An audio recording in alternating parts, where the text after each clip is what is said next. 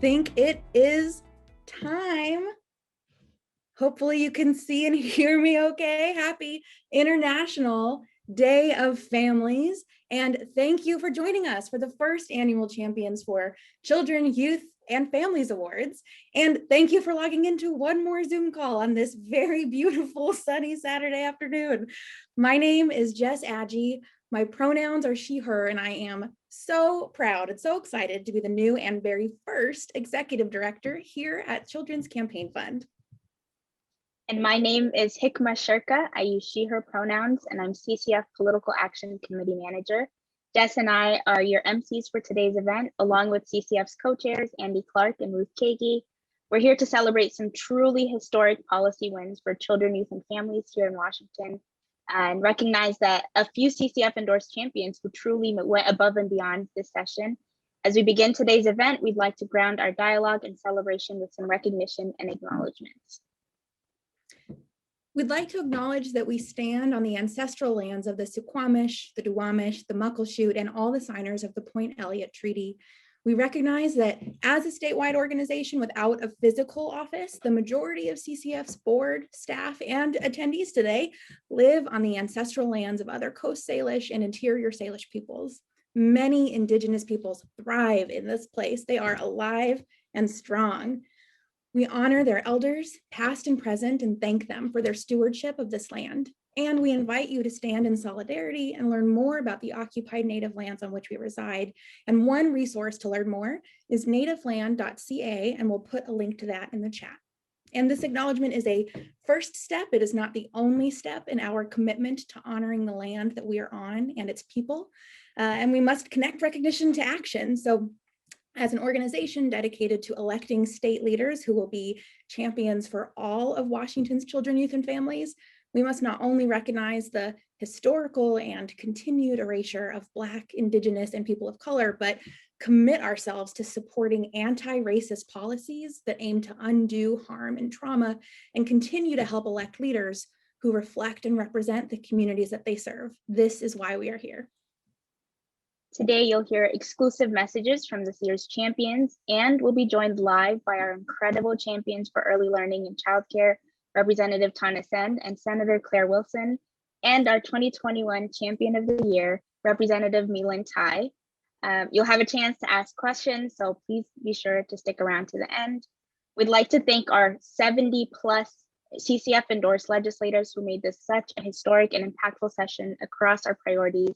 We'd also like to thank Susan Weiss and Yali Lincroft, co-chairs of CCF's Fundraising and Communications Committee, and the entire CCF board for their leadership on making today's event a success.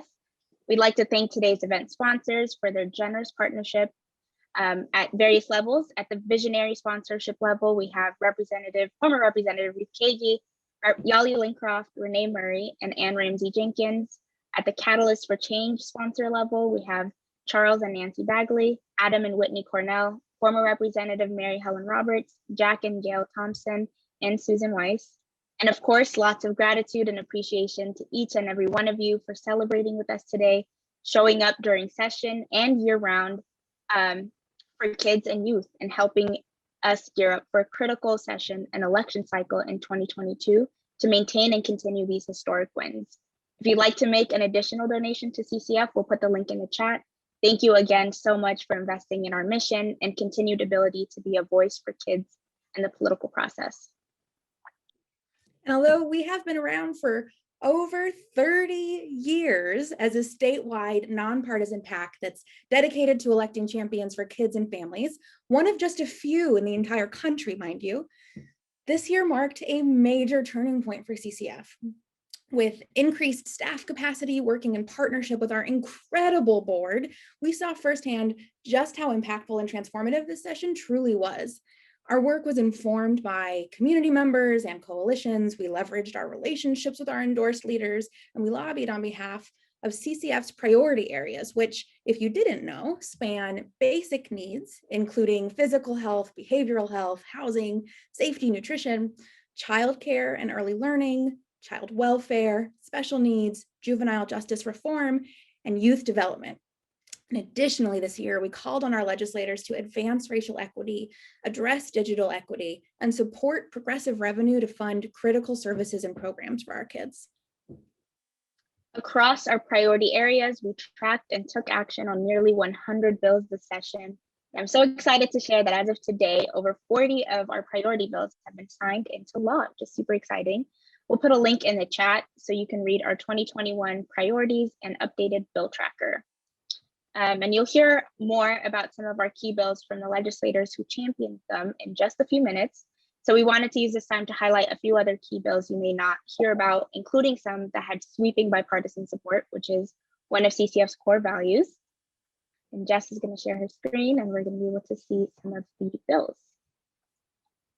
So we have House Bill 1016 concerning youth eligible for developmental disability services who are expected to exit the child welfare system.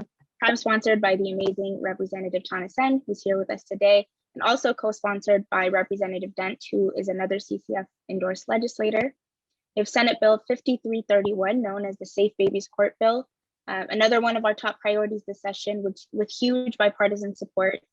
We have House Bill 1342, eliminating lunch copays for students who qualify for reduced price lunches. Prime sponsored by the amazing Representative April Berg, and co-sponsored by many of CCF's endorsed legislators, including Republican Representatives Rude and Stokesbury. House Bill 1219, providing legal representation for youth in child welfare hearings, which had bipartisan co-sponsors and near unanimous support. House Bill 1325, implementing policies related to children and youth behavioral health, which is especially important considering the year or two we've had. Prime sponsored by Representative Lisa Callan, and also had bipartisan co-sponsors and near unanimous support the entire session. And although education is not a named priority for the Children's Campaign Fund, we also prioritize Senate Bill 5044, which is concerning professional learning, equity, cultural competency, and dismantling institutional racism in the public school system, which deeply aligned with our core values of advancing racial equity, especially in the spaces and systems that frequently interact with our children and youth.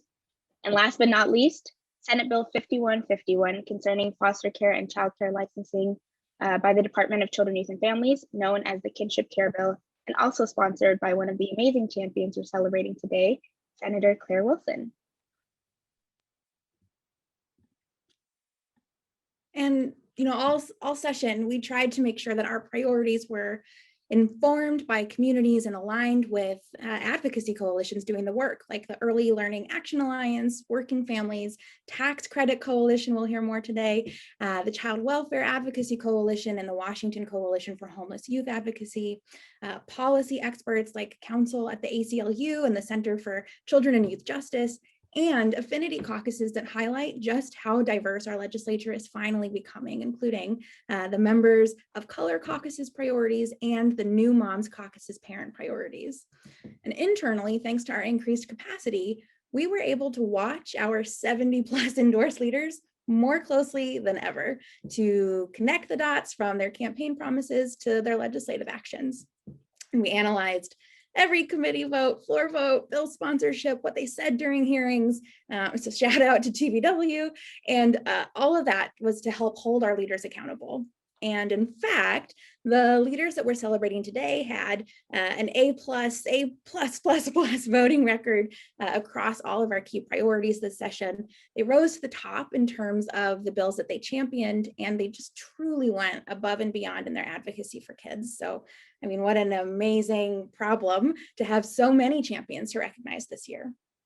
And without further ado, it is time to recognize and celebrate our 2021 champions who showed us what it means to lead for children, youth, and families. I'm so honored to introduce the 2021 Rising Star of the Year. This is given in recognition of a legislator with an impactful first term advocating for children, youth, and families. And I truly cannot think of anyone more deserving than Senator Tawana Nobles. Senator Nobles has had a historic first year as not only the only current Black senator in our legislature and just the second in our state's history, but because of her tremendous leadership and advocacy on issues impacting children, youth, and families.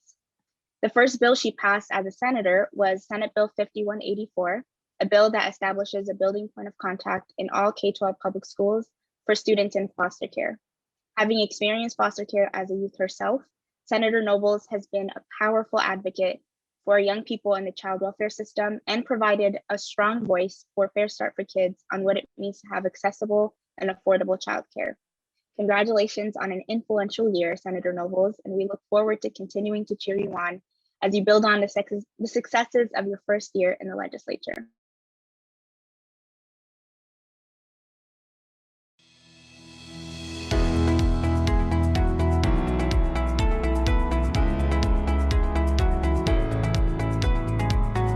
And I want to stand here and say the name of Manny Ellis.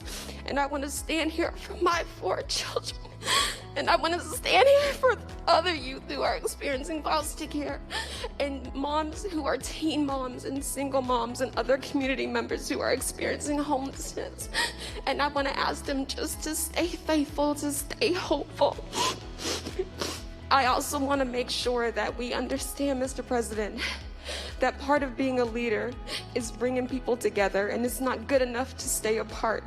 So I stand here, Mr. President, to help to unite the haves and the have-nots, the housed and the unhoused, the faithful and the hopeless, the Democrats and the Republicans. And I hope that we can do good work, Mr. President, as leaders. And I do want to say that I'm so proud to be here, and I have absolutely come a long way from experiencing foster care. Thank you, Mr. President. Thank you, Senator Nobles. Hello all, my name is Senator Tawana Nobles and I have the honor of representing the 28th Legislative District. Today I am also honored to be receiving the Children's Campaign Fund's Rising Star Award. I'm so grateful for the opportunity to support our youngest Washingtonians in partnership with you all and with organizations like Children's Campaign Fund. As a school board director, an educator, and a mom, children, youth, and families are of the utmost importance to me. This session, I sponsored Senate Bill 5184 to ensure that students experiencing foster care have the necessary level of support to succeed, the kind of support that allowed me to succeed when I was a youth experiencing foster care. This legislation requires that a point of contact for students experiencing foster care is made available in every public school to ensure these students' critical needs are met.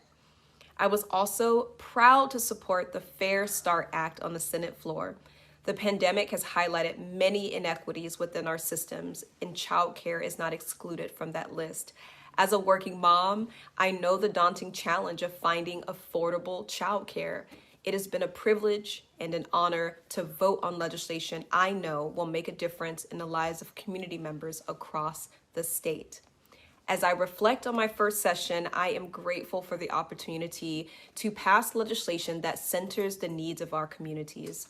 I also look forward to continuing the conversation on how we can best support our youngest Washingtonians, because when we do so, we truly invest in our future. Thank you all so much for this recognition. Thank you for your partnership, and I look forward to working with you next session.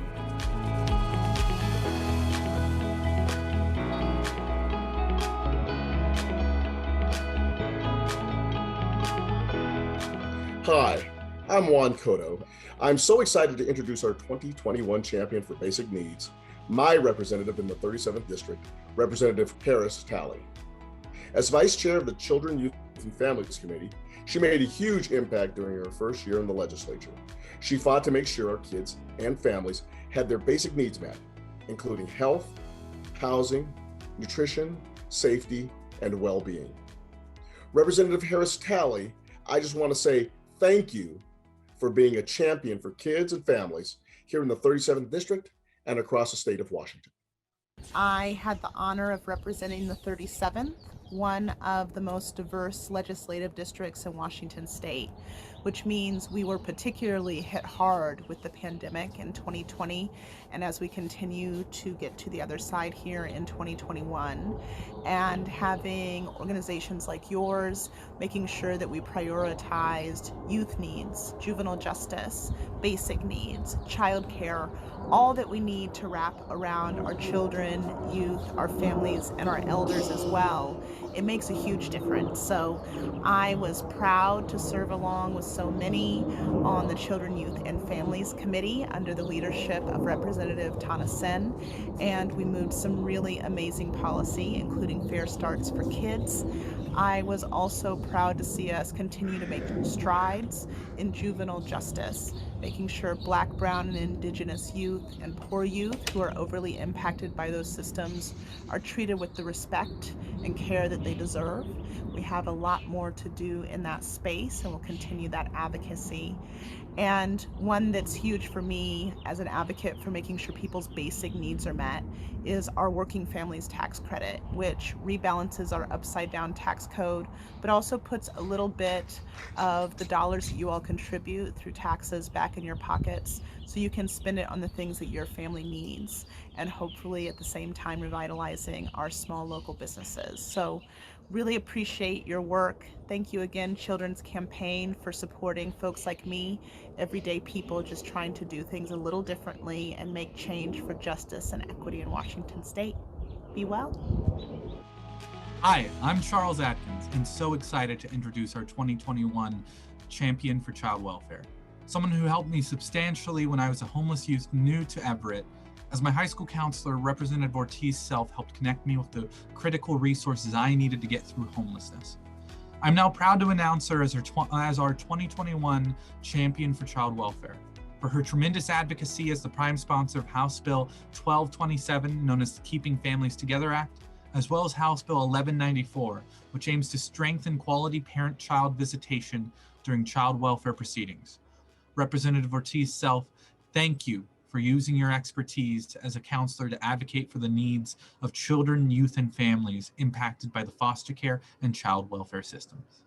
I am so honored to be recognized by Children's Campaign Fund as a champion for children. This was the year that I wanted to see some transformational changes in our child welfare system.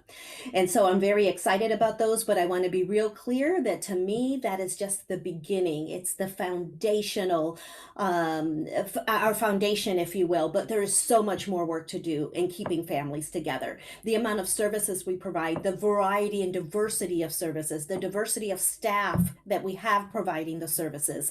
60% of our families are removed, or our children are removed over neglect situations, a lot of them over poverty. We can do better than that. In the years that I have done this work, parents want to be together with their children. They want the best for them. They want to see them be successful, but there are numerous circumstances that get in the way. And so I have seen children, years later, just heartbroken, and the trauma, expressed to me the trauma that they go through when they are separated from their families and when they've lost their biological parents. And so I believe that trauma is unnecessary, and that for a majority of our cases, we can keep our families together by providing them the right supports. And that's what I'm dedicated to do. If we strengthen families, we give our children the best opportunities in the future. Hi, I'm Sam Mendez. I am so excited to introduce Representative Jesse Johnson as the 2021 Champion for Juvenile Justice Reform. As Vice Chair of the Public Safety Committee, he has been an outstanding advocate for equity and accountability in law enforcement and criminal legal systems. Thank you, Representative Johnson, for your leadership on key bills like HB 1140 that ensures young people have access to legal counsel when contacted by law enforcement, and for all you're doing to transform systems and create opportunities for our youth and families across the state. I'm just so excited and honored to be recognized as a champion for juvenile justice reform by the Children's Campaign Fund.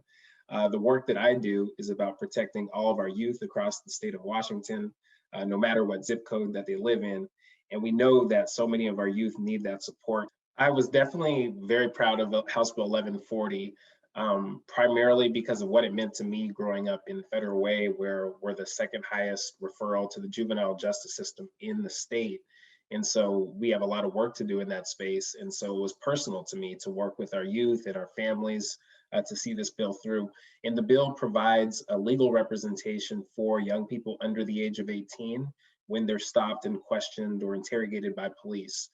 So after they read their Miranda rights, which are often very confusing for our young folks. And so we want to make sure that they have consultation with someone with juvenile legal experience before they make what could be a life-altering decision in talking about a certain situation or a case.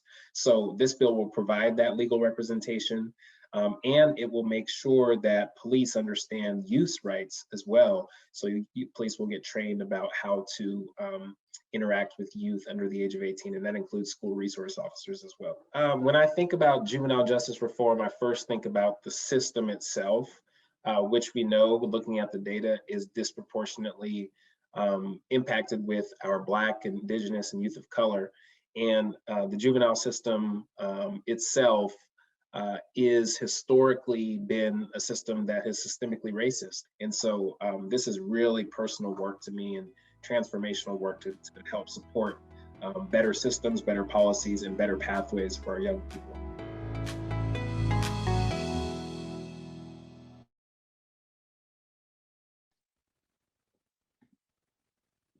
Wow. I need to say their leadership is transforming lives feels like an understatement.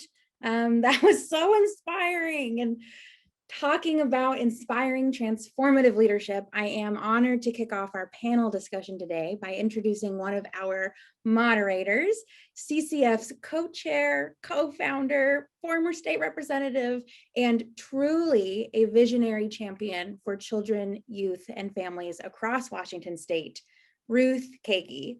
Please take it away, Ruth.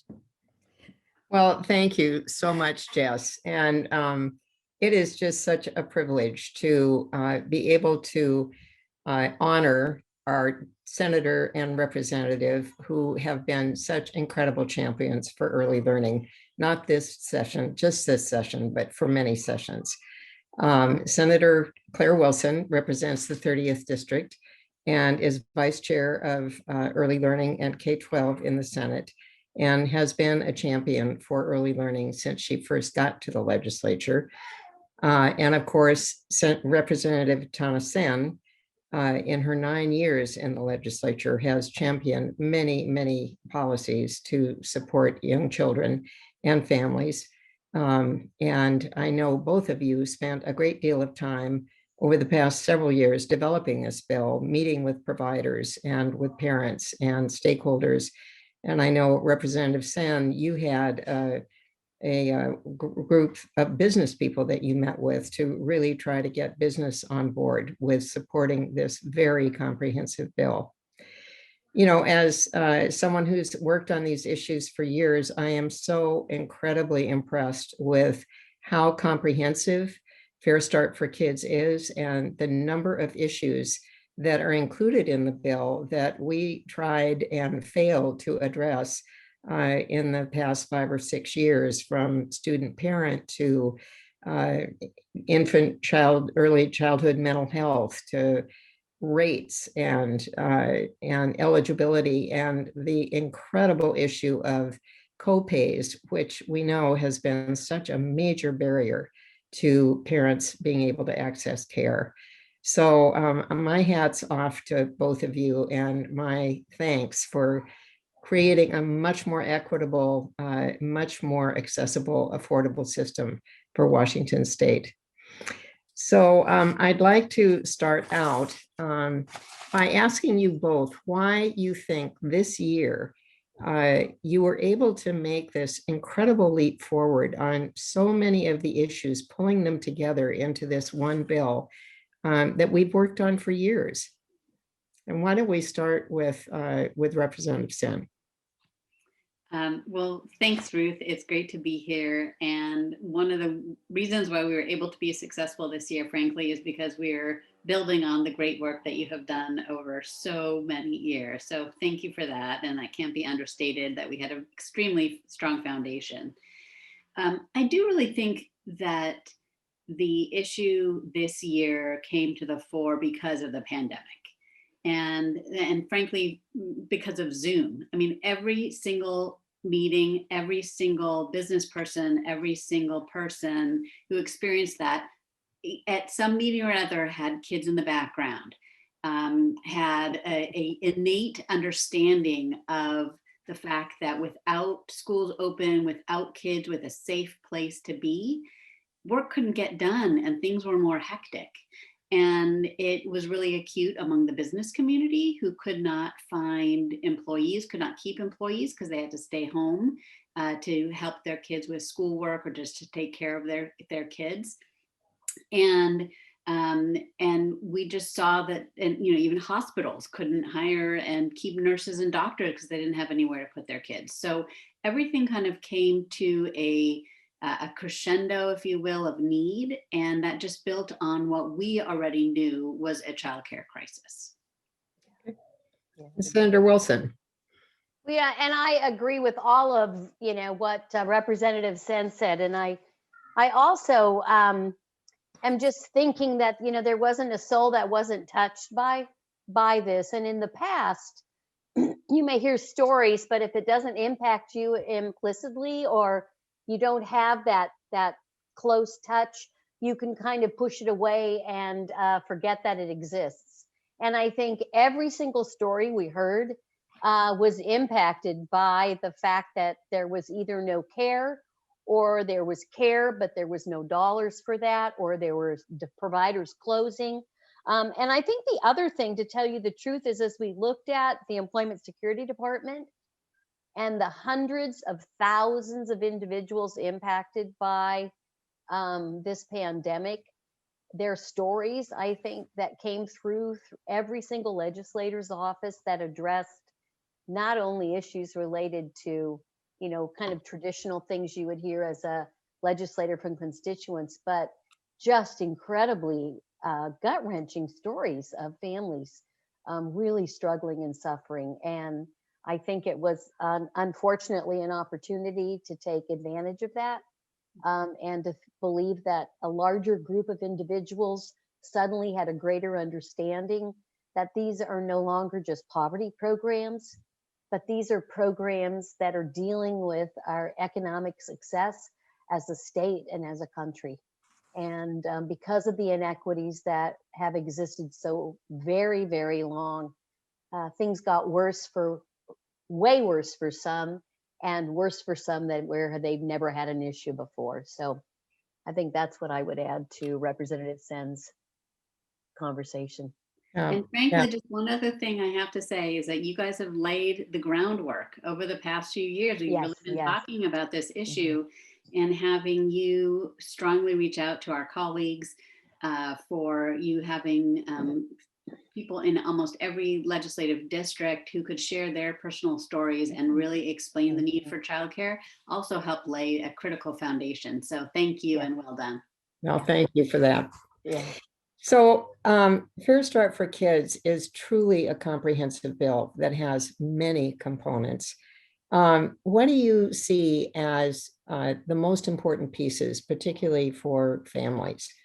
And Senator Wilson, why don't we start with you this time? Well, that's such a hard thing. I know. I just really want to say, I've been around for a long time, outside and inside, and we continue to try to support families. But I think I will also say this is the first time we've actually looked at small business and the industry of care. So I'm just going to say we did two things. One is that we did support and we give immediate relief to families as we think about copays, and also the copay cliffs that we know existed that will now go away. But on the industry side, immediate relief for providers and for business owners related to either pay, access to healthcare that they didn't have before, funds and grants that are available to provide increased dollars to, again, pay for the quality we know that so many have been providing, but we've not been able to, I think, pay them a fair share for. And also just acknowledging again the quality. We've worked on quality with the Early Start Act, and the Fair Start for Kids Act really was focused on access and increasing, sustaining, maintaining, and then growing the industry. Anna? Yes, as Senator Wilson said, and Ruth, you said too, I mean, this is really such a comprehensive bill. And sometimes when I'm talking about it, I'll end up going through and listing things that are in it. And then I'm like, oh yeah, and then this, and then that. And, it is almost overwhelming how much is in it, but it's so exciting. I would say there are a few things that in particular I'm excited about. One is assisting childcare providers with healthcare. I cannot believe that during a pandemic, we had schools closed, but childcare open, taking care of kiddos, and so many, almost all, childcare providers without access to healthcare. And so we are providing premium assistance for healthcare, to help pay for healthcare for everyone at a childcare center or family home, and making sure that people know how to work with the exchange to find that healthcare. I think two of my other favorite parts are acknowledging and providing extra dollars for those who are providing dual language training and education. We know that like 50% of our kids under the age of 5 are kids of color, and so many of them are not speaking English as a first language at home. And to honor the skills and to honor their language and to frankly raise bilingual children who can help with our global economy. I'm so excited that we are, again, not just supporting that, but supporting those workers who have those skills and making sure that they are being recognized and receiving additional dollars. And then the third is always super, I'm passionate about is the mental health consultation and expanding that. Because we know that kids get kicked out of childcare 13 times more often than they do even out of K-12, which is just insane to think about. And so much of that is because of behavioral issues, because of trauma. And so providing more and more support for childcare providers and their families to make sure that those kids can get the help that they need and the teachers aren't quite as overwhelmed. The only other thing that one other thing I will just say is that I think as we are expanding the eligibility for families and reducing those co-pays, I'm really hoping that the parents who were not able to take a raise or who were not able to add the hours or go full time that they wanted to do because they were concerned about losing their childcare, they will now be able to take those jobs, those better paying jobs, advance their careers, putting more money in their pockets, as well as keeping more money in their pockets from lower co-pays. And I think that is just going to move more and more people out of poverty and get them a foot up. So I'm really excited about that.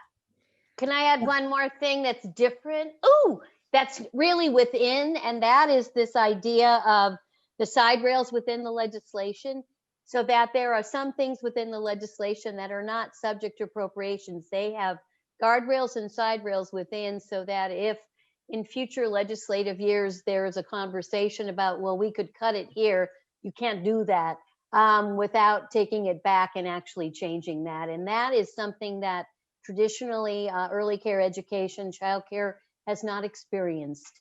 I think we've been subject to budget. And so that's a huge step forward. It is an enormous step forward. And I think the changes that you have made in this legislation make our system so much more equitable and really a much more fair system to the diverse population we have in this state. And I just congratulate you and thank you both for what you've done for all the children and families in Washington. So I'm going to turn it over to Andy Clark to introduce our champion, Representative Ty. Thank you, Ruth. So as way of an introduction, on the federal level, the Earned Income Tax Credit is one of the largest anti-poverty programs in America. In 2008, the Washington State Legislature passed our own version called the Working Families Tax Credit. Unfortunately, because of the budget shortfalls caused by the Great Recession, the policy was not funded or implemented. However, advocates have been working tirelessly over the past 13 years to make this policy a reality. Well, I'm happy to say that this year was the year that the legislature not only passed the Working Families Tax Credit, but expanded it to cover all Washington's families in need. And that successful effort is in large part thanks to the tireless work of the bill's primary sponsor, our champion of the year, Representative Milan Tai. Representative, thank you for joining us today, and thank you so much for your leadership. Thank you so much, Andy. It's so good to see you, even though on Zoom. Hello. Well, I would just keep calling you Representative Kagi because that's who you are to me, somebody who I wanted to grow up to be and continuously learning from, as far as your advocacy, your immense love, and kindness to so many, and your works has been an inspiration. And so I'm grateful for this opportunity to be with you. Although in this Zoom environment, still it's as Andy was talking, I couldn't help, even though the session has ended a few weeks ago, but I couldn't help but feeling this surge of happiness and excitement. Wonderful. I would like to ask you a few questions, if I may. First of all, we tend to think you're a bit of a superhero. You are a champion of the year. We love all of our champions, but we have a special place in our heart for you this year, of course. And like all superheroes, I imagine you have your own origin story. So Spider-Man got bit by the radioactive spider. Superman got sent from Krypton. If you could tell us a little bit about what your superhero origin story is, what brought you to this point where you're being a champion for children, youth, and families in the Washington State Legislature? Wow, thank you, Andy. I have never think of myself that way. I was told that I need to think about my origin stories, and I haven't seen myself, I couldn't figure it out how to form something like that as something any different. I continue to see myself as so ordinary. I am just you, I'm just like you, and I'm just like so many of the participants in the Zoom today. We each have someone in our lives that we love deeply, and those make extended connections.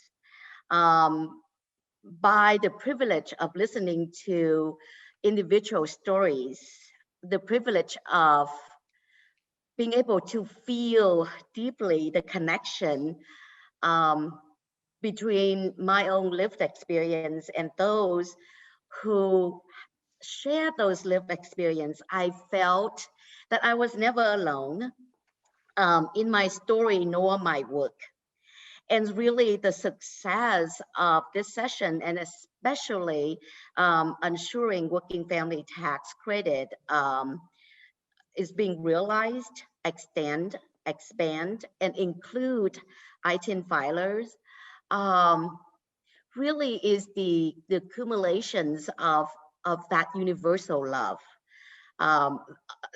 Really truly because I am one of you, and we are together made it happen. I'm neither Spider-Man nor Superman or Superwoman or Wonder Woman, that is. I'm just a simple citizen legislator who had the opportunity to do the things that impactful and beneficial for so many Washingtonians. So for that, I'm grateful.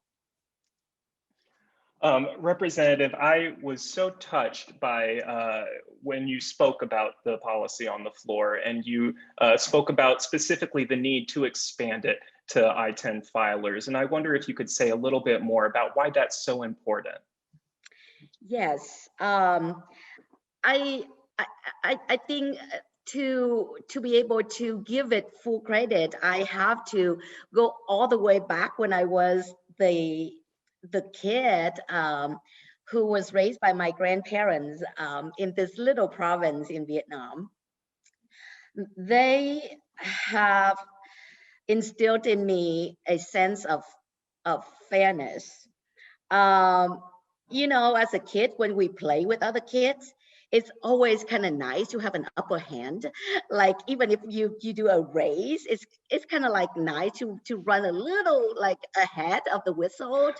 Uh, and my grandparents has constantly taught me that there's integrity in fairness, and when we even when we have only a grain of rice left, and if there's somebody in need out there, it's naturally we want to keep that grain of rice for our own family, but it's way better, even in the shape and the form of fairness, to break it in half and share with another family in need. So the expansion to include ITIN filer is really in that in that concept for me. These individuals are the individual who worked, and in fact work harder if not, and they work toward building a lives for not just themselves, not just their own family, but really for us, our communities. We benefit from their hard work. And I believe that when we put in place policy at the state level with the intent to lift our Washingtonian, our poverty, those individuals should be included as well. So, and to add to that, really my own family stories, and so many of the refugees who came to our community, to Washington State, to the United States, that is a common shared stories. We believed in doing this together. We believed in building our community together. And so if they have always been there supporting us, when it's our turn to lift them up, it's only the right thing to do. Thank you. Now, Representative, I know that you are quite a worker and that this is not the only bill that you have passed, especially the only bill that has affected the lives of children, youth, and families. So I was wondering if there's any other bills that you've passed in your time in the legislature that you'd like to highlight. Oh my goodness. I guess just the favorites. I know. I mean, that's something I really need to think. I think my very first bill, I wouldn't say it has passed. It didn't pass, actually. And I think as a former school board director who strongly believed that that the opportunity to learn and the continuations of learning does not only lies on what we are successful, but really what we attempt to do. And so my favorite continue to be ensuring that our students, our kids, having ample time to consume food, because our school day is a long day. We have lunch. Well, in this last session, we passed the eliminations of copay, lunch copay for our students. I love that. It's not my bill, but it's absolutely something I want to highlight and celebrate. The bill that I continue to work on was to ensure enough time for students to consume food. As we know, the student who depend and rely solely on school lunch are those who need it the most. And we heard repeatedly for many of our kiddos, that would probably be the only meals that is nutritious, and possibly the only meals they have in the day. And so to be able to have time to eat them, to digest them, and to nourish their physical body so that their mind can be healthy and wealthy to learn is critically important for our young people. So I would highlight that piece of work. It didn't pass as a bill. It went through as a budget proviso. OSPI is on its way to ensure that work is implemented, and I'm watching it as with my eyes as a hawk to ensure that that work continued and happened. So that those are the pieces that really near and dear to my heart. I mean, there's so many others. So good. I'm really glad you mentioned that one. That's one of my favorites that you've worked on too. And I really hope that we get it implemented. It's just so fantastic to really not just create policy for kids, but to actually put yourselves in the kids' shoes and think about what can actually impact and make their lives better. And I think that's so powerful. And there's just not enough of it. So I'm just so happy to have you in the legislature working on these issues. If you would please stay with us for a little bit longer. We have some more questions, and we're going to bring back Representative Sin and Senator Wilson and my co-chair Ruth. Thank you, Andy. Thank you, Andy. Well, we have a couple of generic questions for both of you, or for all three of you. The first is when I started in the legislature and when CCF started, there were literally less than a handful of children's champions in the legislature. I mean, it was Mary Lou Dickerson and Kip Takuda and Julia Patterson. There just were very few people who really took children's issues on as their priority concern and sponsored bills and pushed them through. And that has grown over the years. But this session is historic, not just for Fair Start for Kids or the Working Families Tax Credit, but across all of the issues that CCF follows. There was really historic progress. And I wonder what you attribute that to, why the legislature was able to put such a high priority on children, youth, and families this session.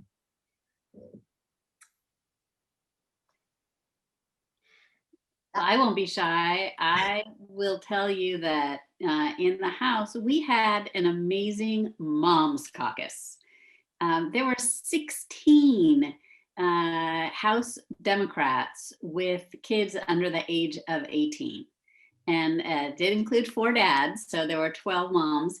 And I know that when I started in the legislature, I was one of just a couple of legislators with kids in elementary school or younger. And it makes a difference. Representation makes a difference. And those moms are really from diverse communities, and that makes a difference. And so we're kind of bringing this real experience, the day-to-day experience of what families were struggling with, not theoretical, not 30 years ago, not, you know, some of the traditional issues that I think legislators and governments tend to focus on, but really the nitty-gritty, day-to-day, what are families struggling with?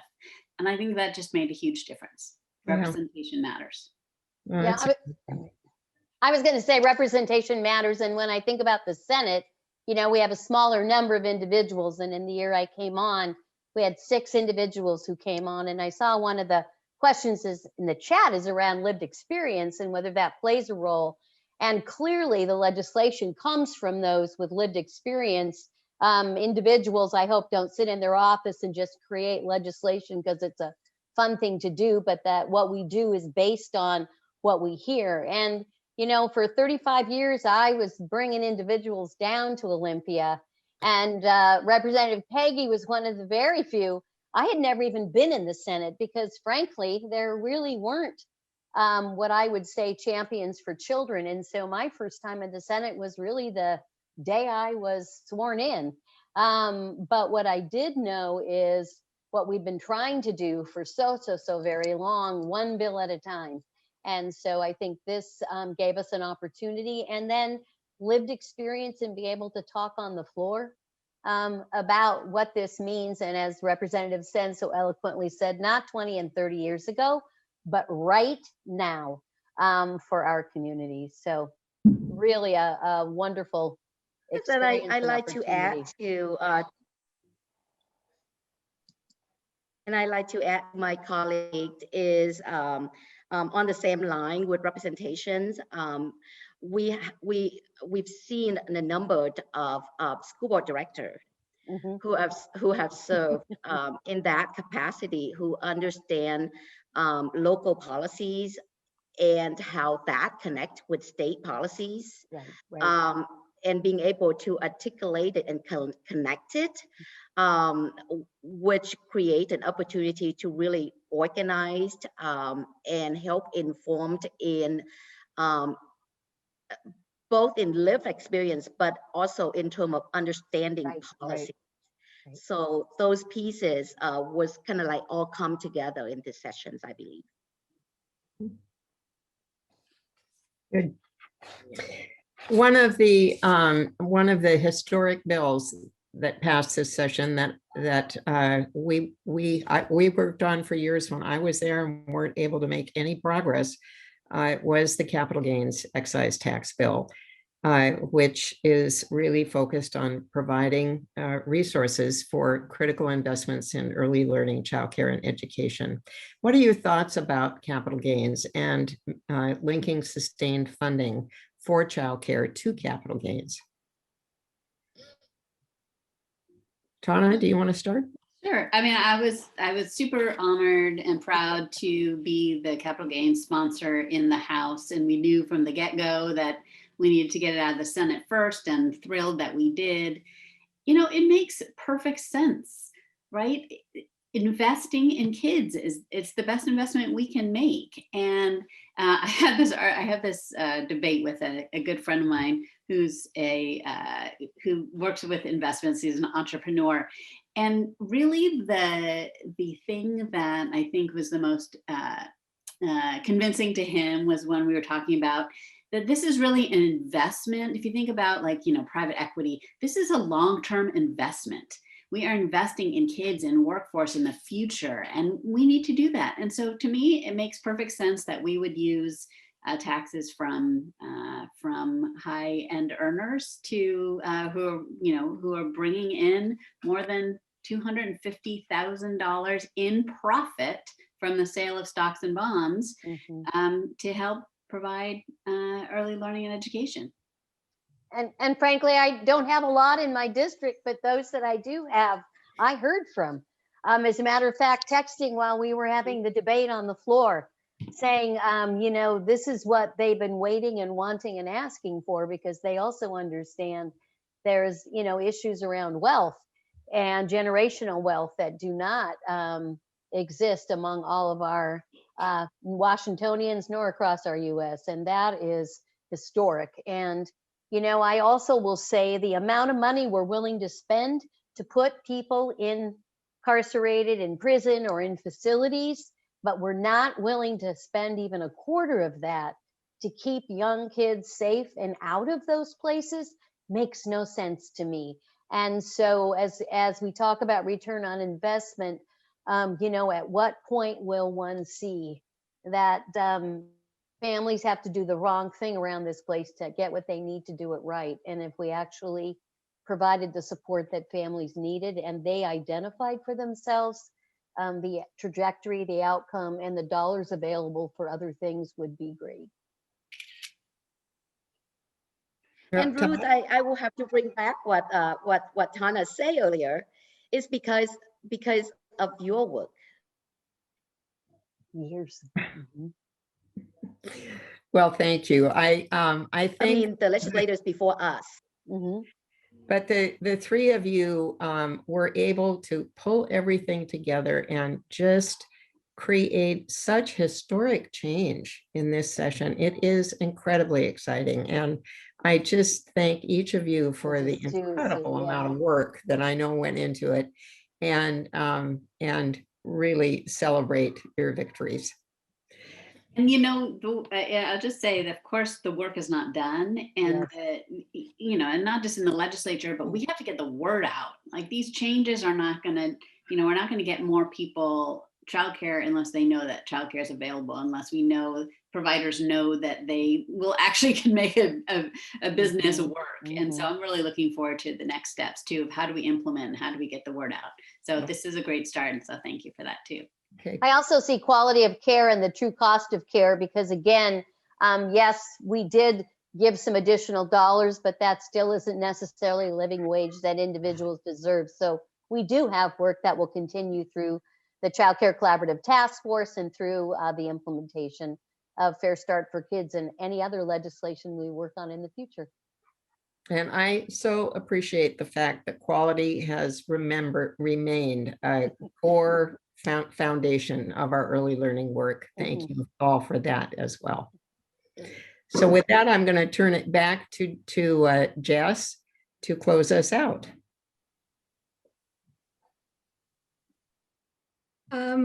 Amazing. This might be the only Zoom call that I think I've ever wished could be longer. This is the only one I've wanted to stay on. This is an incredible conversation. We just have one or two moments of your time to close out today. But first and foremost, I would like to thank Representative Tai, Representative Sen, and Senator Wilson for your leadership, your dedication to children, youth, and families, and for taking time after such an intense session to join us today for this tremendously powerful conversation. I also do want to thank our amazing co-chairs, Andy Clark and Ruth Kagi, for not only facilitating today's conversation, but also for their ongoing leadership here at CCF. We truly could not do this without their dedication and their leadership. And I'd like to thank our generous event sponsors again today, and our fundraising and communications committee members, and our world-changing, game-changing, amazing board members, many of which are here with us today. But really, after everything that you heard today from our champions, I really want to stress that because of the boldness and the historic nature of this session, 2022 might be a very challenging year for retaining and electing our children's champions to keep these gains and this momentum. And so we want to be out front early in providing our support. I'd like to thank you for your generous investment. And again, we'll put another link in the chat if you'd like to deepen your support or make another contribution. And again, to make sure that we can show up strongly for the leaders who show up for our kids. And again, we do want to recognize, our 70+ leaders that we endorsed, who took action for kids and families this session. And we want to recognize all of the legislators in the Washington State Legislature who took such meaningful action, such game-changing action for our kids and youth and families this session. We're also going to put a link in the chat to let you learn more about who we've endorsed and who our champions are. And finally, on this beautiful sunny day, we want to thank each of you for showing up today and also for showing up year-round for CCF. We truly can't do this without you. You have heard it today many times. It takes the entire community coming together to make change. So we want to thank you again. We hope you stay safe. We can't wait to see you safely in person soon. And please, please, please visit our website. I'll put the link up again, but visit our website, sign up to volunteer, deepen your support, learn more about our work and how you can get involved. And we will see you soon.